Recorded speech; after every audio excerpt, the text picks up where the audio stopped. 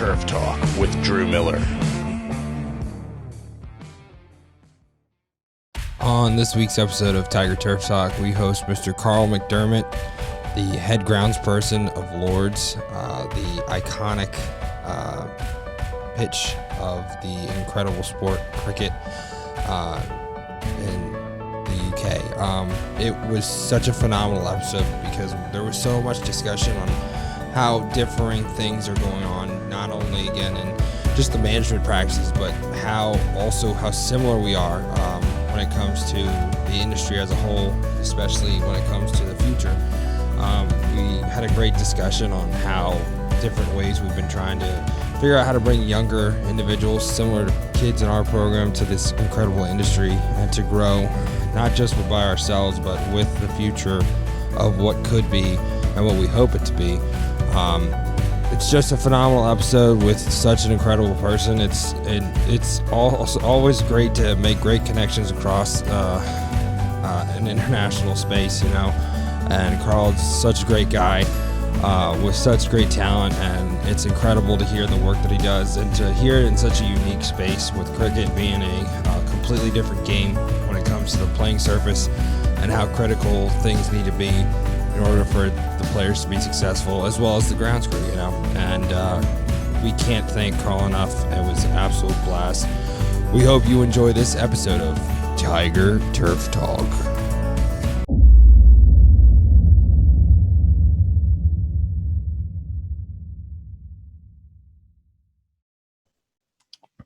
Good evening and welcome to the 61st episode of Tiger Turf Talk. I'm your host. This is our first remote location podcast.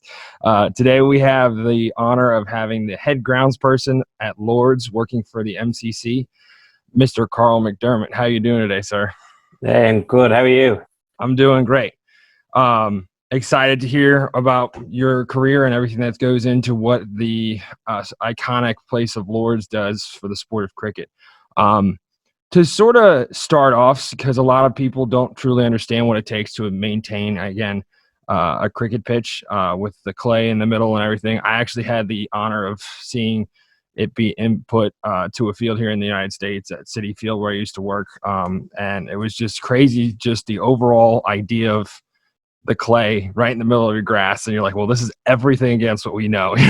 So if you could sort of give us like a rundown of what a pitch is made up of and sort of the main idea of maintaining a compacted area like no other. Yeah, so cricket is an extremely unique sport in many ways, both in how it's played and how you prepare the pitch. As you sort of said, we've got a very high clay content in the middle, which is basically the cricket pitch, as we call it, the bit between the two bits of wood that you'll see, which is made up of a clay loam, heavy clay, which is like 31% clay, give or take, and the rest is made up of silt and sand. So as you can imagine, having something that heavy with clay takes a lot of managing and watering, and it's difficult to grow grass in and things like that. So I think until you're working cricket, you can't really appreciate what actually goes into even just preparing a pitch or looking after that kind of area.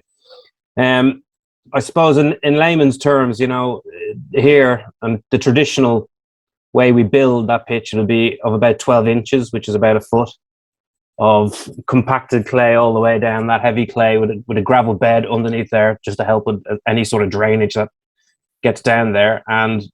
But if you build a pitch, for example, you won't play in it for 2 or 3 years just to give it that chance to bed down and compact before it's fit for use, really.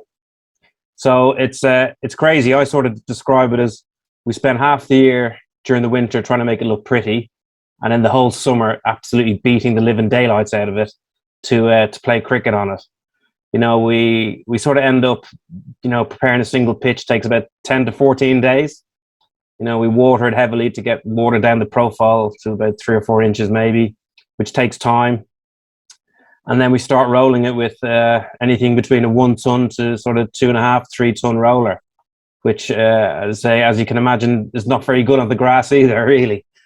So that takes about 10 days, 10-day process of doing that. We dry it out. And you may have seen pictures or videos or whatever. It looks white when it's finished, which shows you how stressed the grass is. And it's cut down to about sort of between 4, 5, 6 millimeters. So it looks like there's nothing there, but when you get up close, there is a bit of grass there, really. So Gotta that's the love it. whistle. That's the whistle stop tour, really, without boring you. No, no. So what was it that brought you to cricket? Being a turf person, having again sort of the mecca of football, I should say, not soccer over there. And obviously cricket's very deep in the culture in England and other places in the world. What was it that sort of brought you to Lord's, and what was that sort of decision-making process like for you? Yeah, well, as you can probably tell, I'm not English. Being an Irishman and being involved in cricket is a slightly different thing as well. We obviously do have cricket in Ireland, but it's big, but it's not our national sport like it is in England. Basically, many moons ago, back when I was young and a little bit less grey hair, my maths teacher at school was the groundsman at my local cricket club. I was 14 and I'd never set foot inside the cricket ground, and it was only about 1 or 2 miles from my house. And he was looking for someone just to give him a hand, a couple of days a week and on the weekends to sort of help out. And then I got the bug, really. I was lucky, right place, right time. Listen, I didn't leave school thinking I was going to be a cricket groundsman, but I just sort of, like a lot of people, they fall into these kind of things. As I say, I was lucky. I had a lot of contacts, and I ended up working a bit overseas, and South Africa and Australia and places like that when I was younger. In our winter, which is their summer, just gained more and more experience, really, and then it was going to become a career for me. So I decided to make a move over to the UK, probably 10 or 12 years ago. I've worked for a couple of clubs while I was over here, Worcester, which is in the Midlands near Birmingham. And then a ground down south in Southampton, the Aegeus Bowl, where I ended up being the head groundsman there. And at Lord's, then the old head groundsman was retiring, and I was lucky enough to be asked would I consider applying for the role, which I did, and I was the lucky one that got it, really. Well, it sounds like you have a lot of experience, not just luck, Yeah, I think so. Things are, back when I was young, and our education for cricket over here in terms of groundsmanship isn't great, really, and so I'm purely a non-educated, all experienced groundsman. I've always told my kids when I went to school at Virginia Tech for 4 years in turf, I learned more on my job on the grounds crew than I did in the classroom, which, don't get me wrong, Dr. Gilly, don't kill me for saying that, but it's true. Experience in the field is like none other. You never truly know how to handle a situation until you're in it.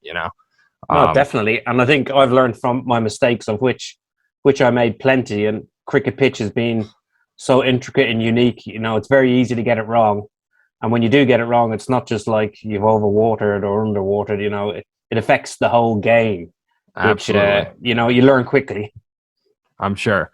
What was it like? Again, you're saying you're going abroad, Australia, South Africa. Obviously, you're working with different types of turf grasses. What did you sort of take away from your time, again, sort of on the Southern Hemisphere, which, again, I'm not sure where you were at, so it might have similar turf, but at the same time, how did you take that and sort of apply it to your role at Lord's? Very obviously, the game is similar, but the weather conditions are completely different. Obviously a lot warmer. The soils and the grasses were very different. But I was quite fresh faced. I was quite young, so I hadn't really delved into the dark arts of cricket preparation at that point. So it was more about gaining, a life experience and work experience overseas as well.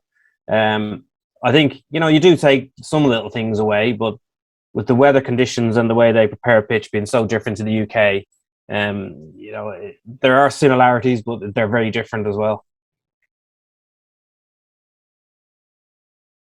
Absolutely. Sorry, my mute button went. Now, again, I could be wrong with this, but this has sort of been what I have learned and whatnot. Lord's is kind of the pinnacle. It's the sort of the mecca for cricket.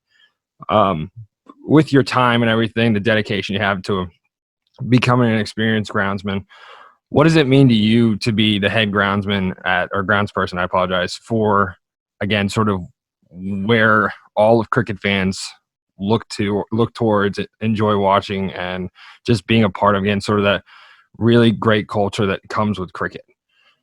Yeah, like I don't think everybody knew. Well, everybody knows Lords as the home of cricket. Really, we run a lot of things and we look after the laws and things like that. But I think for somebody to step out on, as they call it over here, the hallowed turf, it's a big deal.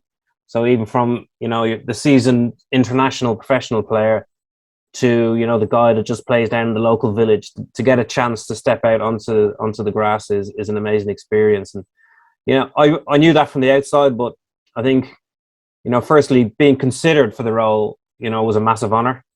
And I thought if it never went any further than that, even to have been in the top 5, people to be considered for that role, which will only ever come around once in my working lifetime, was pretty amazing. I didn't think I was ever going to get the job. I don't know if I was underselling myself or anything like that, but when I got the call to say I'd made around to the second round of interviews, that was amazing. And then to get the call to say, I got the job was astounding. And, I was really lost for words at the time and quite emotional, to be honest, because, we all joke about it when we're younger, saying we want to be, working at Lords or be the head grounds person or things like that, but when it actually happens, and my friends sort of say in a nice way, it's unbelievable, because the journey to get me here, was a lot of hard work and dedication, and it's a sacrifice. I sacrificed a lot over the years, as a lot of people who work in sports turf do. It's a passion, really, isn't it? You eat, live, sleep, the whole venue, really. But listen, immensely proud, and it's I still have to pinch myself. I've just finished 3 years, and I still walk out there when there's no one around, and I go, yeah, this is pretty cool. That's awesome. That's so awesome. And it's I love when you have those moments where you're like, this is still very real. Like it's so great to actually be a part of this. And I think if I ever lose that, I think I need to move on, really. And the best parts for me is on a weekend, if there's no one around and I'm sitting on the mower or on the roller and the sun is coming up and just shines on the beautiful old pavilion that we have in the background, and I think, yeah, that's pretty cool. So it still makes your hairs go up in the back of your neck. Definitely. It's a good barometer on people in their careers. If you're still not having those moments, it's not the best place to be, I guess. Yeah. Which here in our program, it's a high school program where we teach kids sports turf management, and really seeing them grow a passion for what we do is truly incredible to see. You were talking before how you sort of had a math teacher who pointed you towards, again, cricket. What exactly was it that brought you, again, to this passion for sports turf? And what is it like to sort of, again, continue to grow that passion, whether that's through your work, whether that's connecting with people like this, and just really what keeps you moving on the grind of what sports turf is? I think in cricket, it's, as I get back to the uniqueness, I think certainly at this level now as well, and it's quite a lot of media profile and social media, people always looking down, happy to make a comment or whatever. But I think, if you ever stand still in this job, it's going to catch up on you pretty quick.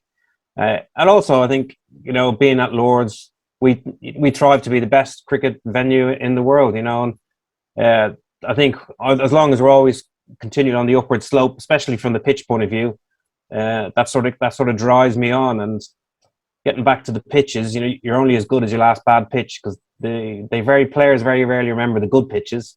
They just remember the one that might have hindered them one day. So I think if you rest on your laurels, you're not going to last very long, really. It's you've always got to think about it. It's ever evolving. Sports turf in general, not just cricket, is just moving so quick at the moment with everything, really, and everybody wants the best of the best, and you really work really hard to keep pushing for that.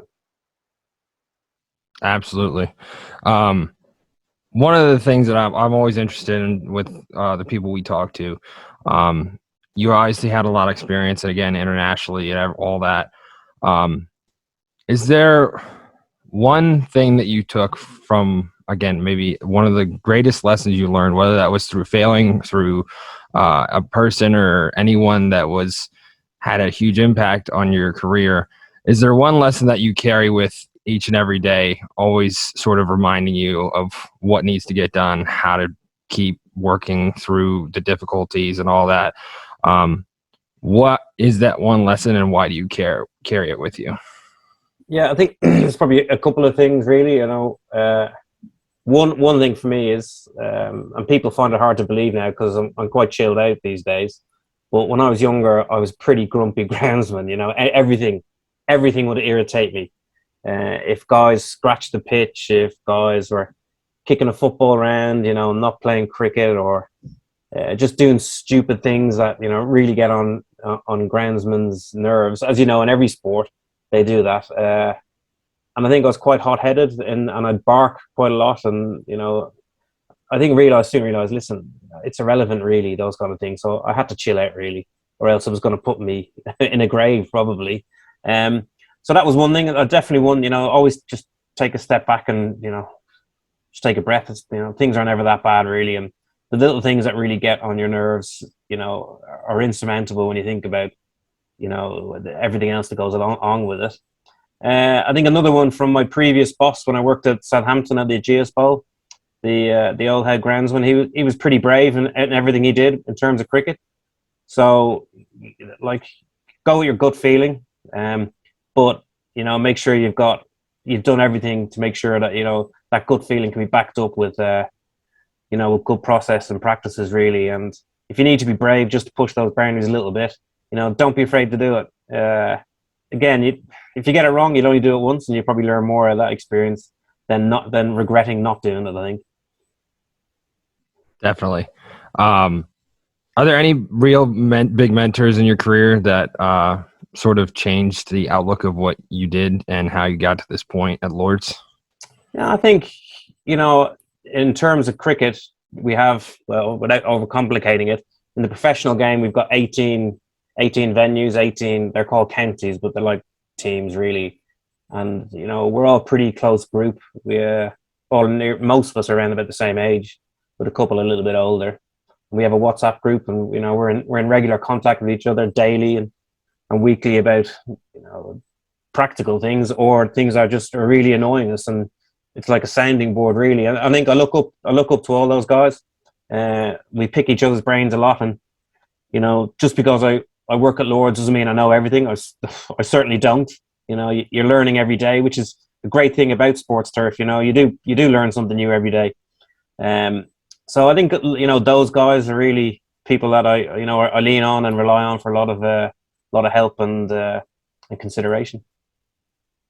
And I love, again, it seems to be, it runs with most sports turf managers, is just creating that culture, where you guys are all working together, and it's never oh, mine's better than yours. I'm always ready to help. I mean, I reached out to you, you responded real quick and everything, and this is fantastic. But creating a space, where everyone can get better and have each other's backs, and I think that's incredible. It's just awesome to hear. Yeah, definitely, because if any one of us have a bad day, the rest of the guys are on the phone straight away. If anything goes wrong on a televised game or things like that, or you're in the paper for anything, none of us want the other person to fail, even though we're sort of in competition a little bit. Friendly competition. It is, yeah. And at the end of the day, there's always a grounds person of the year, and we all like to win that, but you're happy for the person who wins it as well. So there's very little competition, or we're all happy to help each other out, which I think in our industry is really, really important. Absolutely. Sort of segueing into this, I know it's completely different. I mean, when it comes to managing fields compared to the United States, from to the UK, whether that's football or cricket or whatever it is specifically. How have you seen sort of the industry change over the years since you started and were international, came back? How have you sort of seen everything shift, and what sort of direction do you see the industry going for the years to come? Loads of things have changed in what about 30 odd years, probably in the industry, really. Which, you know, machinery, first thing, is a huge difference. When I first started, we had a clapped out old cylinder mower that you'd have to change the spark plug or clean it every time, and it wouldn't pull start, and the cables were hanging off. Totally unsafe. But where you look at now, we have such much improved machinery, safer to use, easier to use, more versatile. Um, I think from cricket point of view, I think our machinery that we use now for end of season. I don't know if you guys have the Coral machine over there that sort of phrase mows off the top of the pitches. Using that now in a cricket square is a game changer for everybody, really. But then 10 years ago, you were afraid to put a tractor over a square with a verti drainer on it. And now, we don't even blink in what we put on the square. So things like that really change quickly. Techniques are changing to move alongside with that. In terms of extra other stuff now, light rigs are now coming into cricket a little bit more so for winter use, just to get some more heat and light onto the squares, because obviously we don't have such nice winters over here. And things like that, what we cover with now, our covers are so much easier and lighter to use. And we've got a hover cover here, which a number of grounds have over here, but it is a hover craft that just two fans lifted up, and then we just floated across the ground, cover the pitch, and roll the sheets out sideways, sort of like you see in baseball where they have it on the sausage and it rolls out. So we have a hover machine that sort of floats it out there, and things like that just make the job so much easier and more efficient. I think the MLB needs to figure out the hover cover, okay, because those rolls are not fun to push. No. I've seen some pretty bad videos where guys get left underneath and things like that. So I used to work for the New York Mets, and I think I said that earlier with the cricket and everything, but there was one time we had just had an hour and 45-minute rain delay, and it was the last inning. We got everything off and ready to go, and it starts to rain, and this cell comes out of nowhere, and the umpires think that they can get the game in, meaning like 2 pitches, and well, it's starting to pour, and the guy hits a home run to take the lead, and we have to get the thing on the tarp on the field. We got probably like a quarter of the way on, and the rest was sort of a meme, Yeah. Good times. They don't realize, when you have a sheet that's probably 100 feet by 100 feet, how heavy, and it's a sail for the wind. And then you put hundreds of pounds of water on it. Yeah. Oh yeah, it's crazy. We're quite lucky here, so we'd probably cover the equivalent of, one go maybe 200 feet across by about 100 feet. So it's quite a big area. But Lords is on a slope which is 8'8", which is 2 point something meters, I suppose, from one side to another. So luckily, all the water runs down the slope. But obviously, that's nice to get the water off the sheets, but it has other issues when it comes to preparation and watering, as you can imagine. But that's I'm sure. It's pretty good for us. An on and off switch for you, like, hey, drain. Nope, don't drain. No, exactly. You're coming up with crazy things over there with field. You can probably just get something to lift up and down, right? Yeah.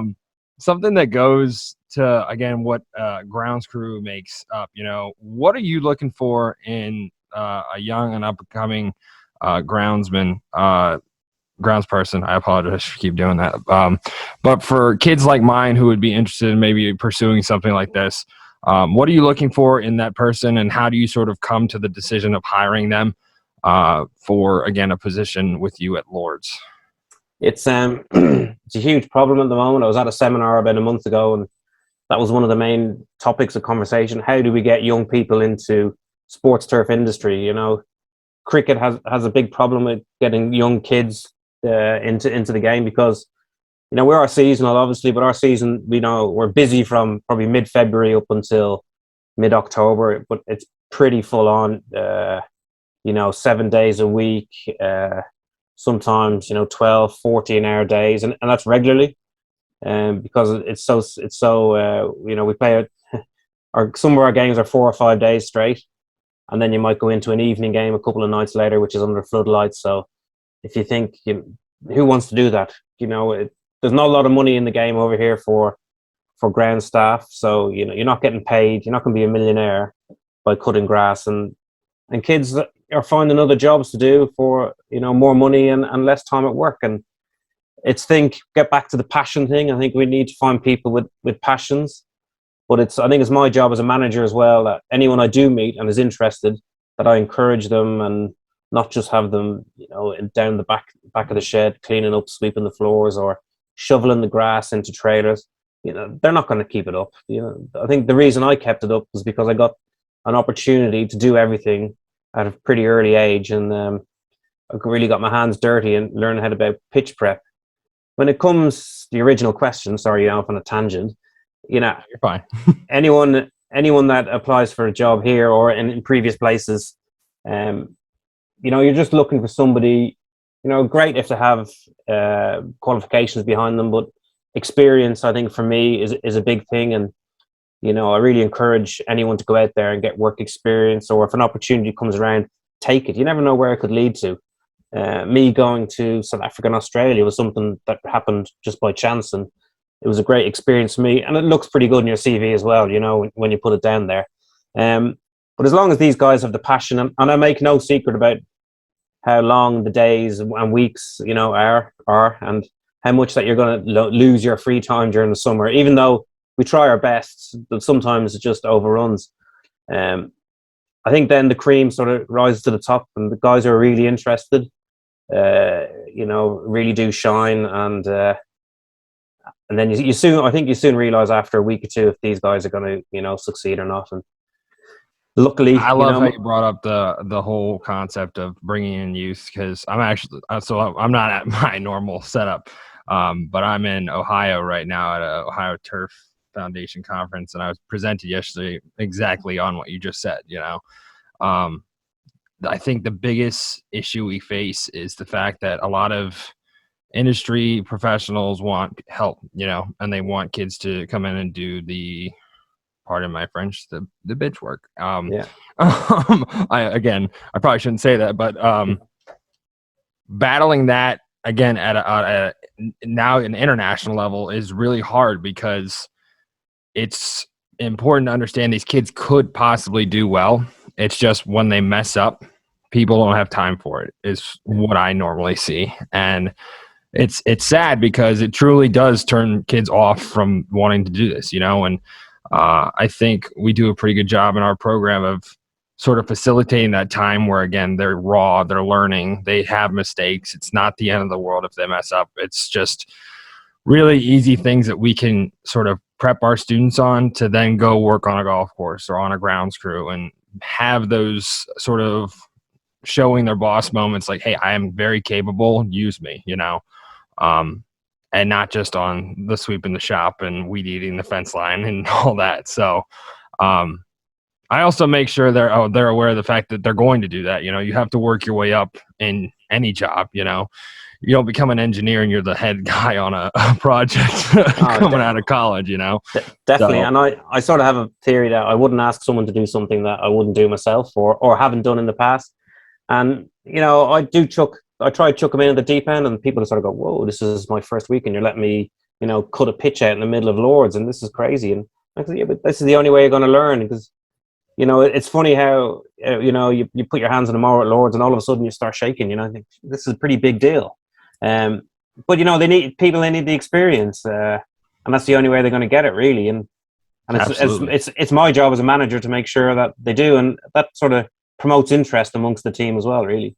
Yeah. A friend of mine also presented, she was talking about there's nothing that I can't do that my assistant can't. And she said that I understand that everything that I asked him to do while I'm gone is going to be done and done right, you know. So throwing them in the deep end is probably the safest bet to keep them interested, B, and ensure that you have people that are well capable of taking care of things if you're not there, you know. Well, exactly. If I break my leg or something and I'm off work, you know, you need to be able to trust your staff to do things, and that's, you know, trust is a big thing for a cricket groundsman. You know, all the head honchos don't tend to like to release the reins a little bit, and they're quite protective. But, you know, one day that's, you know, you're going to have to do that. So, you know, we need to make sure that, you know, we promote these guys to make sure that that we want to, they can take my role. And I think if I interview anyone or I speak to anyone about interviews, the best advice I can give them is, if they ask you, where do you see yourself in 5 years' time? Why should you say, oh, hope I'm doing really well within the team and maybe I'll be deputy and things like that? Why not say, I want to be head grounds person in the club next door? And I go, whoa, but then you want to leave. But isn't that the person you want? Because they've got the drive and ambition to then put the hours in every day because they see a future for themselves. It might be at your club, but if another club, what's wrong with that? There's nothing wrong with that. At least he didn't say, I want to be in your shoes, Well, I don't mind that either, but I understand, but hopefully I'm still young enough that I'm not going to, retire or get the sack. Is it an issue in the States with kids moving into the industry?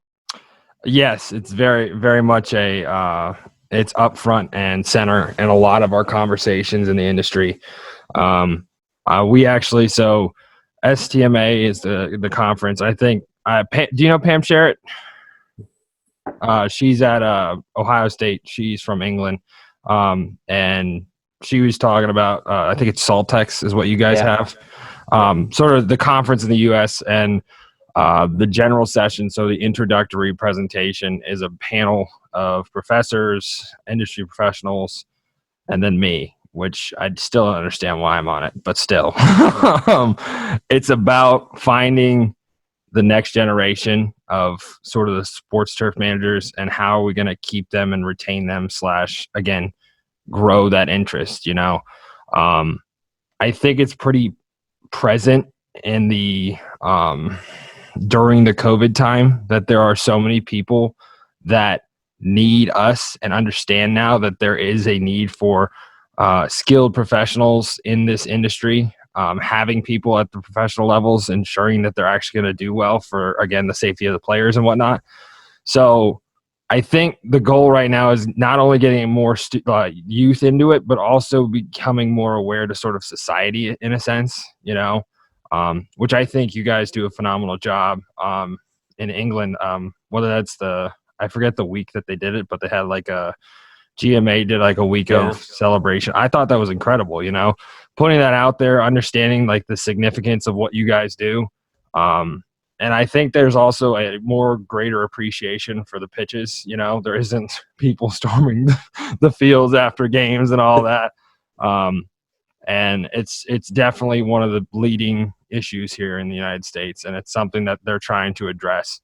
And one of the ways they're trying to do that is creating more programs like mine, because I have over 215 kids in my program that are getting firsthand experience on equipment that, again, I used when I worked for the Mets in Pittsburgh, for the Steelers, at the professional football and baseball stage. Like, they're understanding how to properly do this stuff. Even if we get 10 to 15 per year coming out of high school interested or going to college for it, that's going to be a huge impact on the future of the industry, because there really isn't that many kids coming out into it. You know what I mean? Well, it sounds like you've got a better pathway than we have over here from the educational point of view.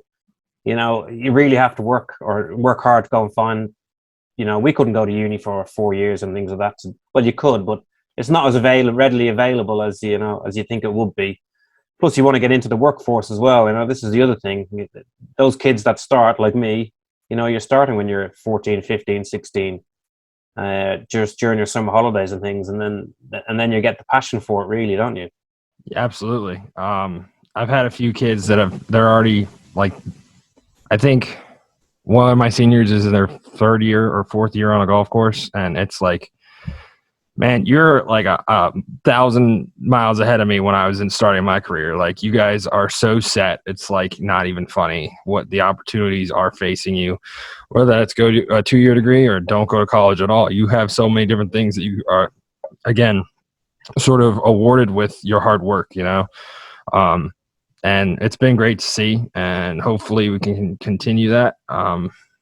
But who knows? I actually had a conversation with John Ludwig.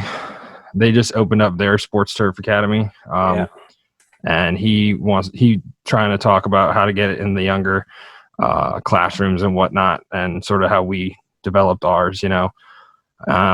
But again, it'll be interesting to see how it's playing out, because it is a very critical time, and I think both of our industries, you know, it's just, it's only time will tell. It's probably the best way to say it, you know. Yeah. You know, I wonder if people realize that you can have a career in cricket groundsmanship, for example. So that's what I always like. My biggest issue with all of this, which STMA is doing a really good job of bringing out, and GCSAA, Golf Course Superintendent Association, is just putting out information on a national scale, like showing them that these people are critical to the whole outcome of professional sports. You know, not even professional. We're talking like recreational, around where your little leagues are. You know, the fact that your kids can play on a little league field, that's not just there. You know, it's not just sitting there ready for you when you come in. You know, and I always talk about my ignorance as a child. You know, I used to go to New York Mets games, and I was a big Mike Piazza. He was the catcher, one of the players, and he's a Hall of Famer. I was so intrigued by the Hall of Famer that I never noticed the work of the Hall of Fame groundskeeper when he put the New York cityscape burned into the outfield grass. And I'm like, wow, you're just an asshole. Like, that's one of the most iconic things happening in the industry. And I was there for it as like a 10-year-old, and I didn't notice it. So, again, I think that's definitely the biggest thing moving forward, you know?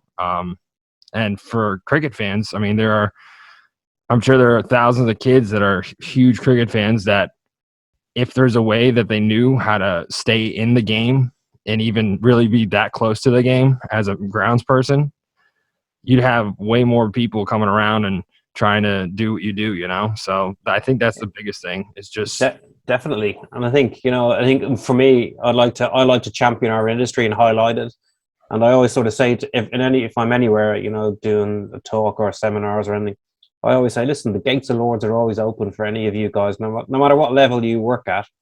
Come and have a look. You know, if I'm available and I can welcome you, let's do it. Because if that inspires somebody to keep their job going, or say, oh, I wouldn't mind getting into professional cricket or professional, you know, football, rugby, and things like that. You know, I think that's sort of, you know, a job done for me, really. Absolutely. That was another part of my presentation, is just even conferences, you know, that, I mean, there were high school students here, and they had an exam, but it was in the trade show floor. So they walk in and like, whoa, like freaking out about all the machines and everything. Little things like that can change the outlook of a kid's life forever. And I don't think people put enough emphasis on those small moments that can have a lasting impact, you know? Which stuff like letting people in and seeing it is going to change their lives forever, you know? Yeah. Whether that's they're going to be working to get to where you're at, working to get on a grounds crew somewhere. Just, it's incredible what moments in life can do for you, you know? Yeah, definitely. And I think one of my things earlier in my career that inspired me, I came over to the youth. When I was working in Ireland, we had an English coach that coached the Irish national team. And his county was Derbyshire, which is sort of in the Midlands. And he said, go over for a week's work experience. And I'd never been to a professional cricket ground. And I just thought, well, now, you know, in relative terms, it's a smaller ground to Lords and a lot less seats and things like that. But I just thought it was so cool. And you see the extra staff, the machinery they had, you know, all the covers and things like that. And I went, yeah, this is, you know, this is what I want to do, really. And I think things like that you can see and experience it, you know, are great. Couldn't agree with you more on that. Sort of shifting to a new subject. When it comes to your playing surface, what is sort of the makeup? You just sort of talked about there's a grade and everything. What type of turf you using? What's the soil profile on the rest of the square? If I'm hearing that right, I apologize if that's not right. And how have you sort of seen it change over the years, if you have changed the type of grass or anything like that in renovations, or along the lines of what goes into the square? So when I say the square, the square is the bit in the middle where they physically play cricket, where the cricket pitches are. Gotcha. So that's the sort of clay, the heavy clay area. Now Understood. That's fine. In Australia they call it a block, so it's called different things everywhere. So in ours we've got about what, 23 pitches across, which is they're 10-foot pitches, so about 230 foot worth of cricket square by 80 feet. So that's literally plonked in the middle. And we move from pitch to pitch every game we play. So, and then we renovate the old pitch so we can bring it back into play and things. So all of that is, as I say, getting back to our heavy clay loam, built to that 12-inch base. And then the outfield area, which is outside of that. Here at Lords, it's sort of, I call it the world's biggest golf green. A number of years ago, this was old London clay and it didn't drain well. And they used to cover literally the whole ground, which is just shy of 2 hectares, with sheets during games, just to make sure that they could get back on, because if it rained once, that was it for the day, really. So they invested, £1 million, how many years ago? 10 maybe years ago, maybe a bit longer, and dug it all out, and built the world's biggest golf green with probably 0.5 meter of sand, and then they grew turf up in the field for 2 years and brought it down. And it started off as ryegrass, and then they got a lot of disease, so they moved towards fescues. And now we've reverted back to about a sort of 80% fescue, 20% rye, just to sort of help out with the disease tolerance as well. Diseases are changing a lot, like as probably is over there, and different things seem to be trendy every other year with diseases. We sort of get a lot of dollar spot now and a little bit of fusarium, but it's quite, dollar spot didn't really exist over here not that long ago, and it's quite rife now. So, and then on the main square we use 100% ryegrass mix. So there's about 4 different cultivars in that mix that we make sure we got the 4 top ones every year, and generally it stayed pretty much the same for the last 3 years anyway. So that's sort of it, really. Other grounds are very similar. All cricket squares and pitches will be 100% ryegrass. I think when I first started, there was definitely a creeping fescue and things like that in there, but I don't know why now, because you look back in hindsight, they don't survive in any drought tolerance, and you think we're beating it up for 10 days to roll it and not water it, that it just died off. So the ryegrass are pretty good now. I don't know if you guys use that, obviously that over there now, but they can handle being cut to 4 millimeters and not having any water for 10 days and things like that, and they tend to come back pretty well. That's good. Ryegrass has come a long way, especially with the disease pressure. Something I'm always interested to hear when we're talking to guys from the UK. You guys are located, I didn't realize this, you guys are way north compared to us in Virginia, even the US. I didn't realize you guys were above the US when it comes to the latitude. I got it. Yeah. That's the right one. Yeah. What is your climate like? I know there's a lot of different difficulties, whether it's cold or, again, the winters I'm sure are very harsh.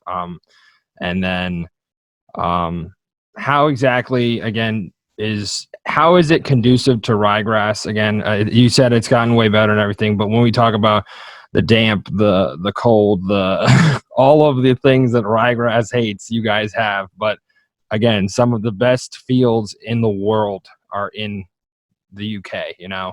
What is it that you guys have sort of developed to combat, again, the climate that you have in London? Yeah, I think so on sort of climate thing, coming from Ireland where it sort of rained every other day, I was pretty used to wet weather.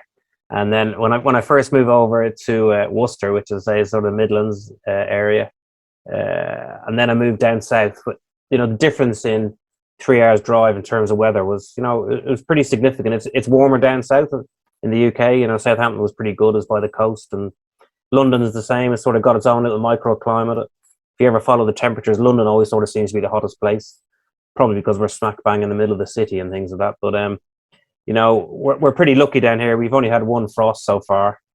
This weekend is going to be 13, 14 degrees centigrade, which is pretty warm for the winter. Our cold months tend to be January, February, March, just when we're sort of getting ready for pre-season. That's the real battle. But I think a lot with everything now, we're trying to prevent diseases, and we haven't got many fungicides. I think you guys have got way more fungicides than we have now. Everything tends to be banned over here at this rate, so we're doing a lot more prevention work, and we're trending that way. We're trending to a lot of banning, which I understand, but at the same time, like, when it comes to like crops and everything over here, like there's never going to be an issue for people because it's feeding us, you know. So yeah, it is. And I think, for example, we got a pest disease over here where leather jackets are pretty rife at the moment, and you haven't really got anything to hand that can treat that. And they're pretty harsh. They can ruin a game, no matter what game you play. So we need to have a tool to treat it. Worms as well. We got really bad. We've got nothing now to treat worms, so we have castings everywhere, and it's more like practical regimes that we're trying to cultural tactics to try and pull everything back. And I think that's the same with diseases as well. But dampness is our killer, and I think in August is when the dew starts to come down towards the end of the summer, and then you see the disease pressure is quite high for us, and that's during our playing season. So mostly cultural things like brushing and swishing the dew off in the mornings and things like that. And stadium environment's pretty tough, as you probably know, and we've got certain areas in our ground that doesn't get any light during the winter and even during the summer as well, so they're under more pressure than otherwise. So it's a real learning on the job thing and trying to sort of adapt to what best you can. Some things would work on some ground and then it wouldn't work here, and vice versa. So everything's pretty unique. It's microclimates, it's crazy. Yeah, I just think it's insane how it works sometimes, even on fields. Like we've talked to a few people. One of the guys, he's a Major League Soccer in Dallas, and he has a stadium where he has to like pay attention to specific areas because of whether it's like light reflecting off something, burning up the grass, or understanding the shade in one area is going to be way more than over here. And yes, it's common to a lot of different people, but he was just talking about how he manages his microclimates across just one pitch. It's just crazy to me how things can be so different all across the world and still be similar at the same time. You know what I mean? Well, yeah, we have just one example. We got a practice ground just out the back of the main field, and we've got one practice net block area that is always in the sunshine, always gets the wind. The rest of them sit in the shade a lot during the summer and winter, and that's the one with the most disease on at the moment. So you would think that should be the best one, but now it sort of ends up being the worst one, really. And it always keeps on your toes. I know that for a fact. Absolutely. With everything, and again, it just sort of comes to the work of, again, a groundsperson, sorry. What are your cultural practices that you're focusing on to just ensure, again, playability, safety for the players, and overall health of the plant?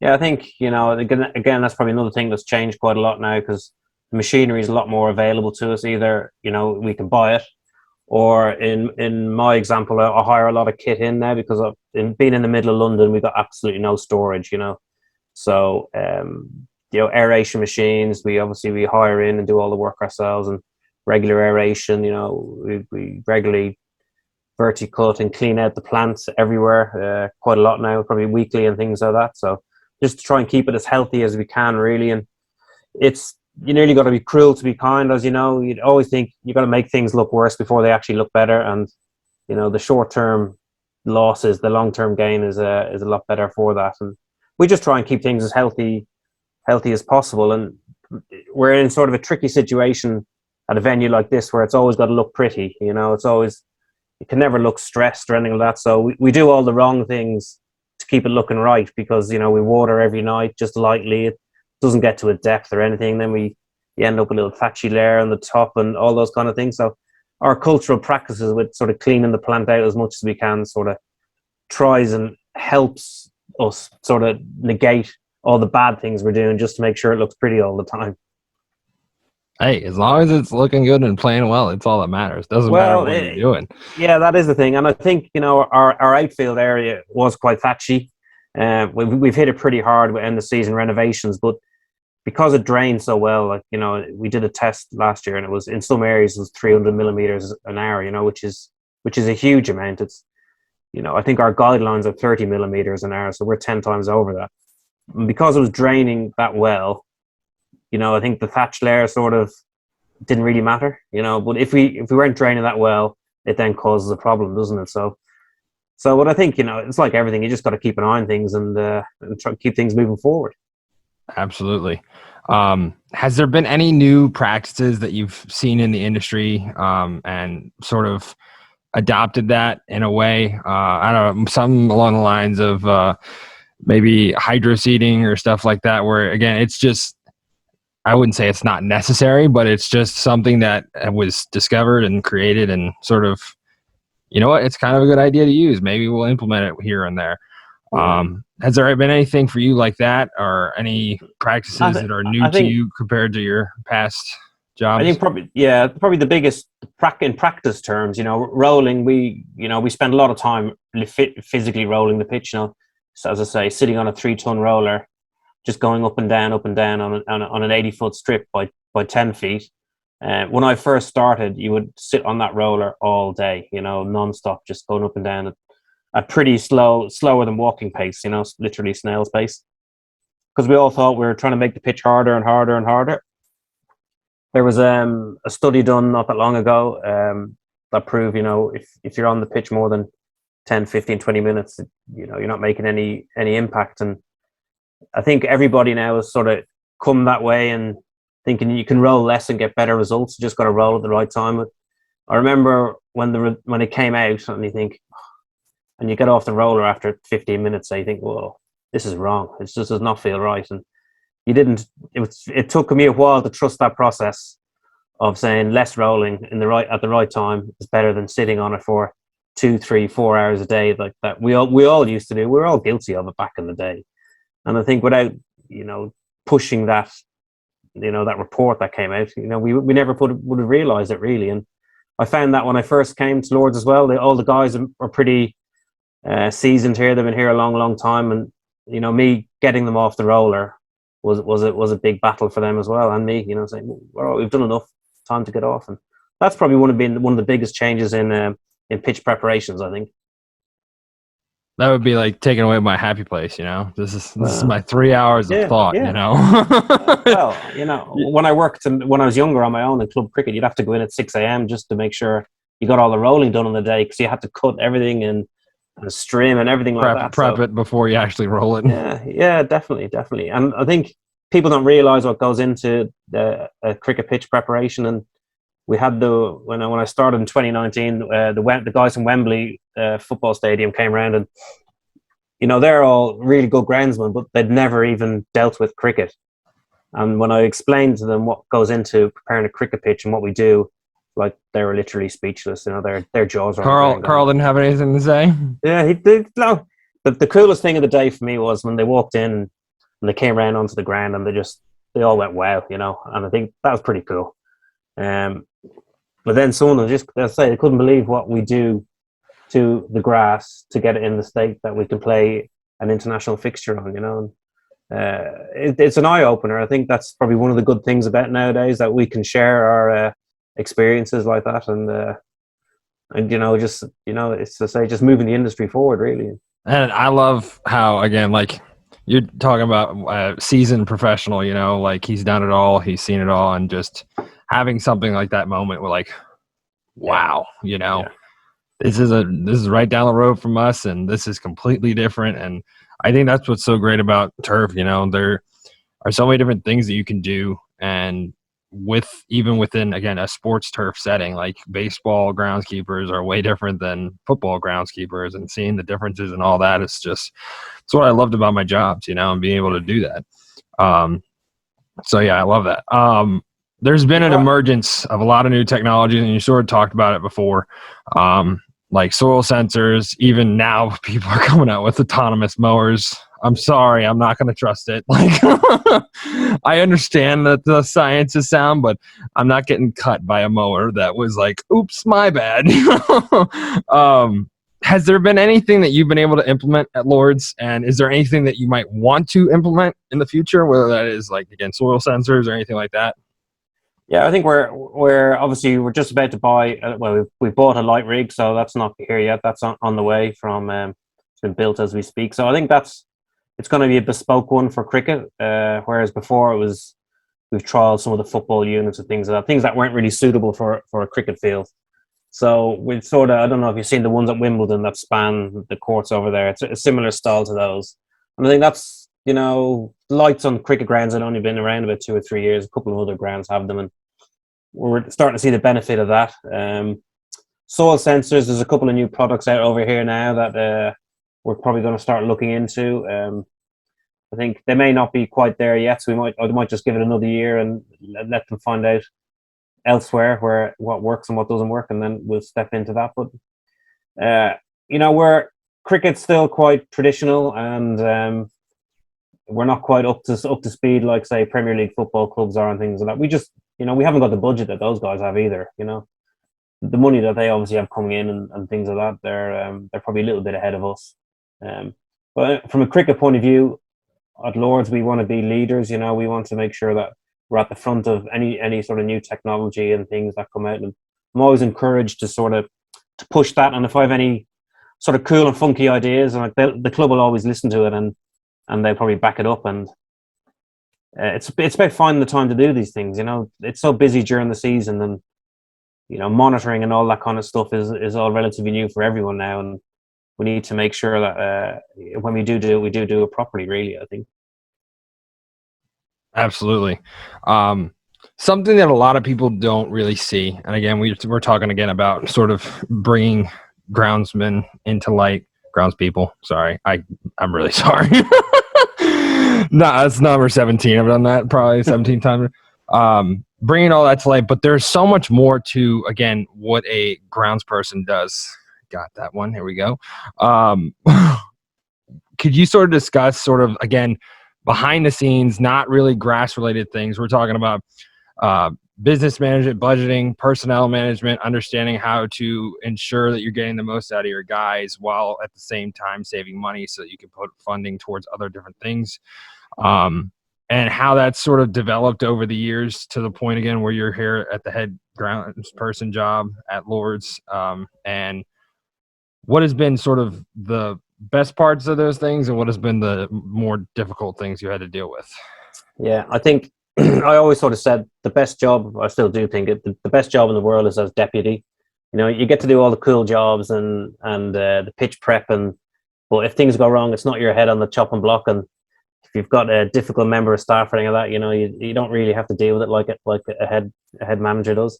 That was the biggest change for me coming into this role, and I never really got much sort of budget training or anything like that when I first started. You just sort of chucked into the deep end, and then all of a sudden told you got to string a budget together, and then you're told, hang on, we can't afford that. You got to strip stuff out left, right, and centre, and then you think, and then you're panicking over, do I have enough grass seed? Do I have enough fertilizers? Do I have enough this? Do I have enough that for the summer? And so, at the start for me, that was quite stressful, because I'm not a particularly office-minded type person, and the job, it's not going that way, but there's a lot more of that kind of stuff in the job now, and you can't avoid that. You can't just not answer emails or not answer your phone because you don't fancy it nowadays. So Don't for me, you wish you could do that more often? Yes, I'm good. You keep calling me. I'm just gonna stay in my office. Yeah, well, I don't know how to set up my voicemail, funnily enough. So that's one. Oh no, it's only been 5 years. Sorry. So that was, budgeting's challenging. At Lords is pretty good, to be fair. When I came in here, there's quite a lot of training. I got some media training, and I got some obviously financial training and things like that. So they're pretty clued up on that, and that was a real eye opener for me. Dealing with, I think, staff is always tough, and I think a happy team is so important to me. And getting back to, if you're giving somebody a job, and the big thing for me is, are they going to fit into the team? Because we spend more time with each other than we do at home. So to make sure that those guys are happy most of the time, listen, nobody's happy all the time, but creating that environment that they're comfortable in is really important to me. And luckily, I've managed to do that over the years, and I've had pretty good feedback from those kind of guys. But it goes back to making sure that they all have responsibility and inclusivity, and they make sure that their job is worthwhile and they feel like they're part of the team. And things like that is about giving them more responsibility, like we have done. We used to do a lot of the end of season renovation work here. It was outside contractors, so now I've brought that in-house, so the guys have been upskilled massively, and they really enjoy it. As I was saying, we hire in aerators and things like that, and I get the guys on the tractor, and they love doing that, and it's it's pretty good and satisfying when you sort of manage things like that. Really, media stuff is tough as well. I don't mind the odd podcast now and again, but sometimes when you got to do stuff and things like that, so it can be pretty hard at times. You're always asked one tricky question somewhere along the way that you really have to think about giving the answer. And I did during lockdown. I was the only one here, and a morning TV show wanted to do something live with me, but the book stopped with that. I had to say no to that. It was actually with Piers Morgan, who you probably know as well over in the States. Oh gosh. It was a big. You hear that name, you're kind of like, I know. I'm good, thank you, have a nice day. he's a big cricket fan, and they did promise they wouldn't try and trip me up, but I didn't want to take the chance. Not with Piers Morgan, No. I love the fact that you brought it in-house. You're adding so much value to, again, sort of your guys' work, and that's what I try to do with my kids, is just giving them ownership of their field, letting them know that this is theirs, their work reflects that, and being able to see the product at the end. I think that's probably the biggest thing bringing kids into this industry is the process and then the product, because there are so many people and so many younger people that want to see their work actually show a product. A lot of kids are like, well, school is pointless. I don't want to do this. Math doesn't do anything for me. But by taking all that stuff and applying it to turf and having the opportunity to paint a cool logo here on a football field and displaying that changes sort of their outlook on, again, what it is and what it could be, and I think that does that with the renovation and house, being able to say, I did all that, and that's going to be our field, when it grows in. So I love that.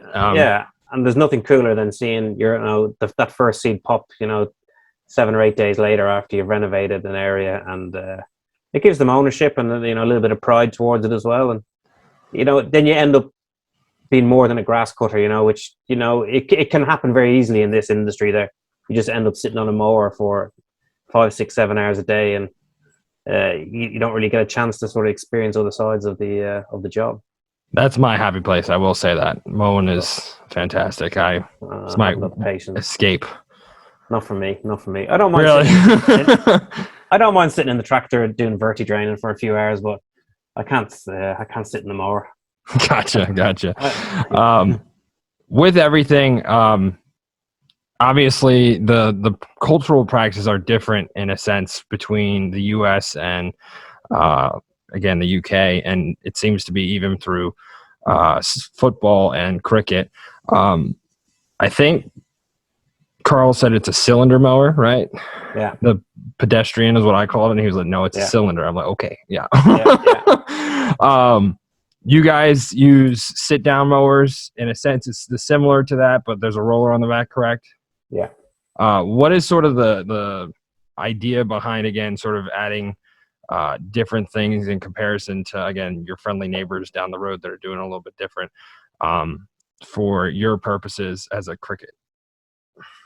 Yeah, so you're probably right. The different mowers and the cylinder mowers and the ride-ons, as you probably, or we call it ride-ons over here.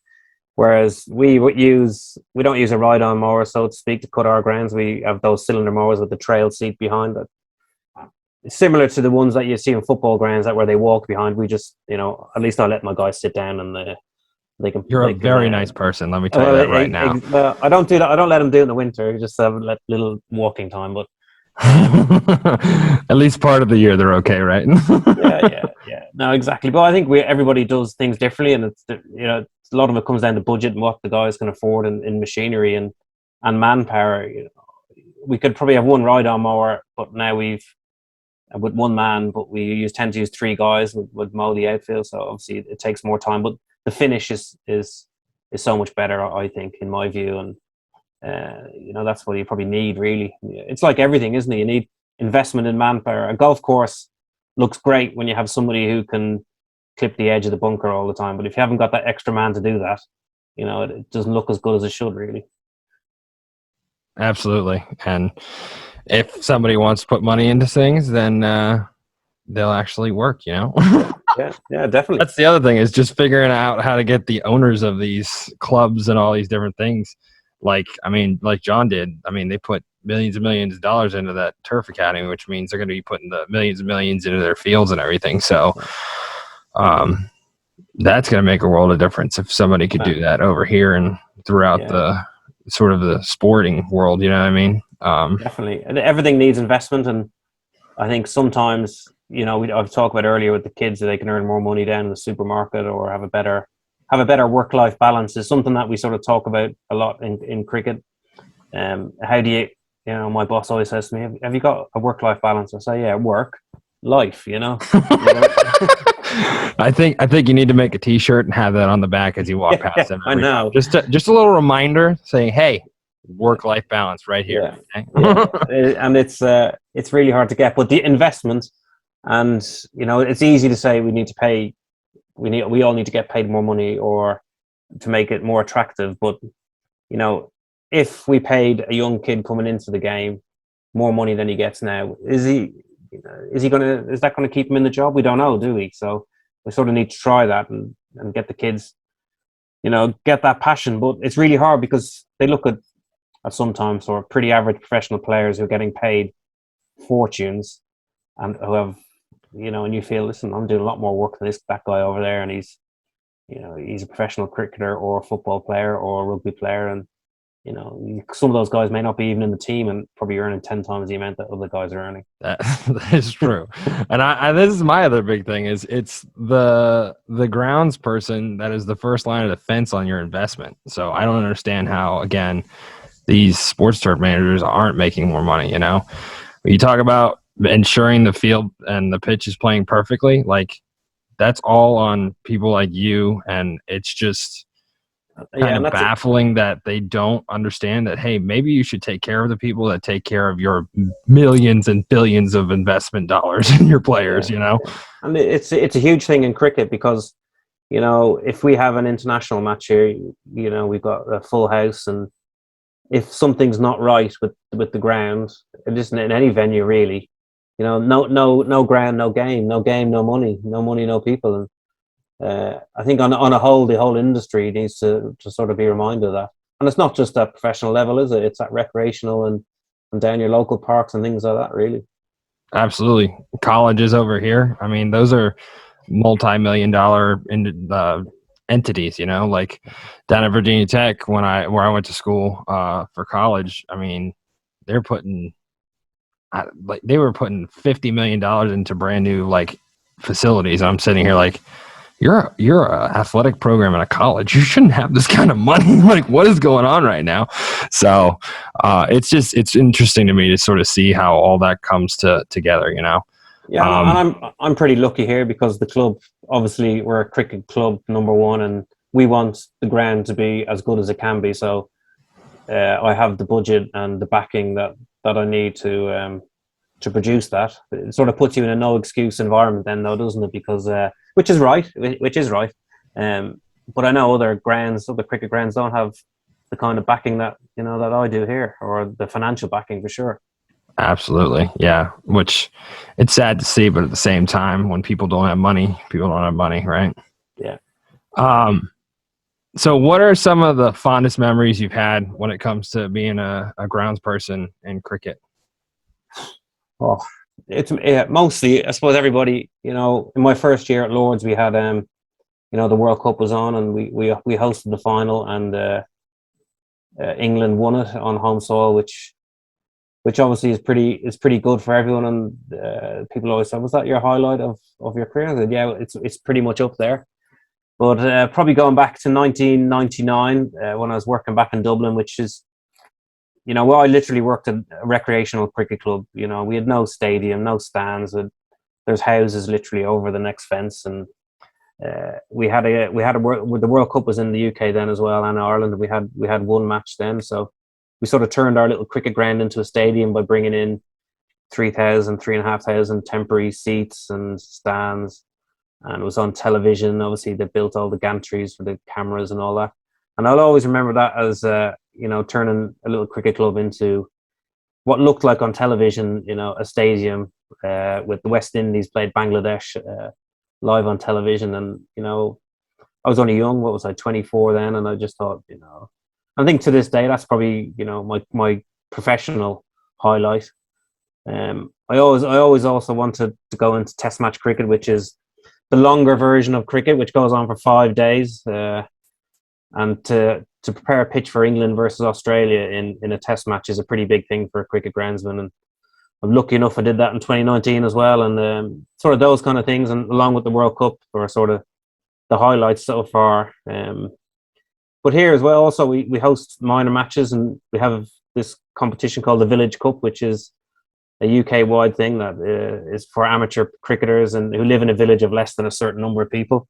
And we have that final every year, and that's one of my favourite days of the year, because you got guys who will never ever get a chance to play on Lords, and they get to step out, and you just see the enjoyment and the pride and of stepping out onto Lords to play a match is I think is very refreshing. And we treat every game the same, if whether it's a World Cup final or that Village Cup, we make sure that everything is done properly and we don't take our foot off the gas, because they deserve that chance as well to sort of get the same opportunities that all the professional players do as well.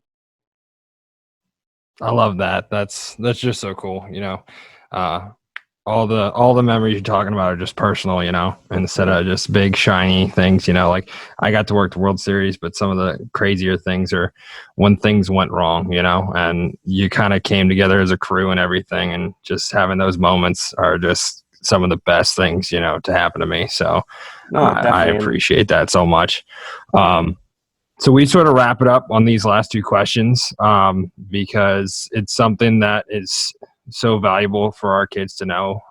But when you first started, obviously way back when you were 14, what would be one thing from over your years that you would tell yourself, so that it's not to improve your experience or anything, but just to know, just sort of going into, again, being a grounds person, what would that one thing be and why? So I think always ask questions. Definitely. When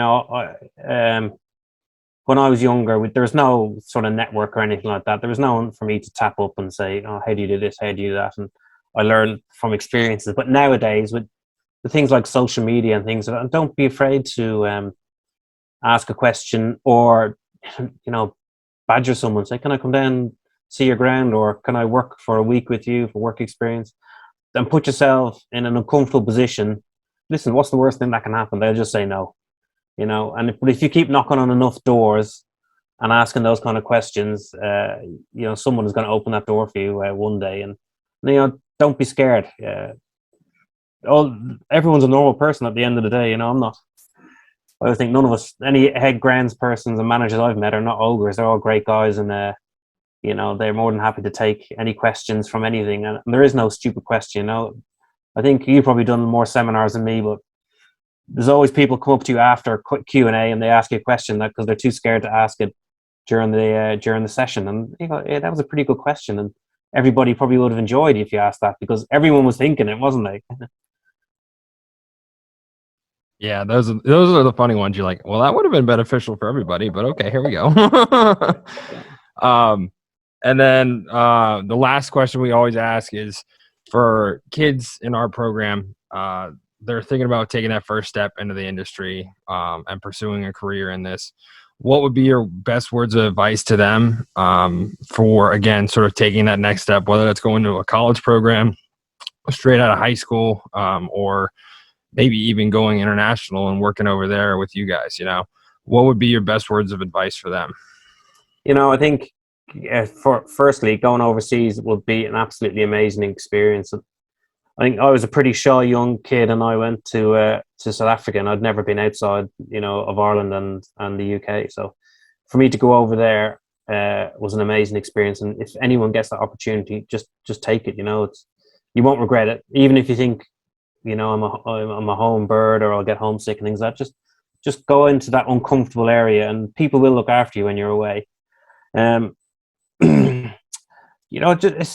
Everyone's got to be brave and sort of take that step, and that it doesn't matter if you've been to college or straight out of school and things like that. Just gotta say, keep on knocking on those doors, and someone will open one for you one day. And if you do get a chance, just make sure you take it with both hands and never leave thinking, oh, maybe I should have done a little bit more on that. No, and sort of have no regrets really.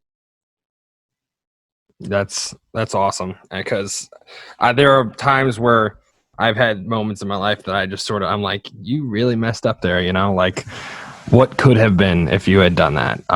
Which, don't get me wrong, I love what I do and I love that being able to do what we've done.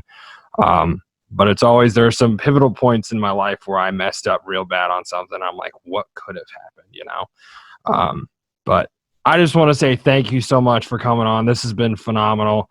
I know it's pretty late compared to here. Hopefully not too late. No, it's okay. But it's been a blast, and I truly can't thank you enough. No, you're more than welcome. And listen, it's great that you're sort of reaching across the ocean now and sort of spreading your wings. And then it's good for us now, because I would never have known of your podcast. And I'm listening to guys who do American football and baseball and things. And I'm learning things off them, which is pretty cool, isn't it? That's awesome to hear. That was the hope, when we started. It was for my kids, but a lot of industry professionals are like, this is just amazing. You're going to talk to these people, and we get to hear about sort of their stories and everything that they're going through, and some of the similarities, some of the things you can take away. And it's just been phenomenal. It's just a lot of fun, and I love meeting guys like you. It's incredible to again sort of connect with different people and see how it goes, and reconnect later on. Maybe take a trip to England and see all of you guys, just absolutely. Do a tour of everything. Or maybe I'll come over there one day. That'd be better for me. Hey, anytime. I'll take you up the East Coast and show you all the different facilities. The ones that I know people at that I can get us into. Yeah, I better leave my wife at home for that, because she's a bit sick and tired of looking at cricket grounds when we go on holidays. Sounds good. You're welcome anytime. We'd love to have you. Amazing.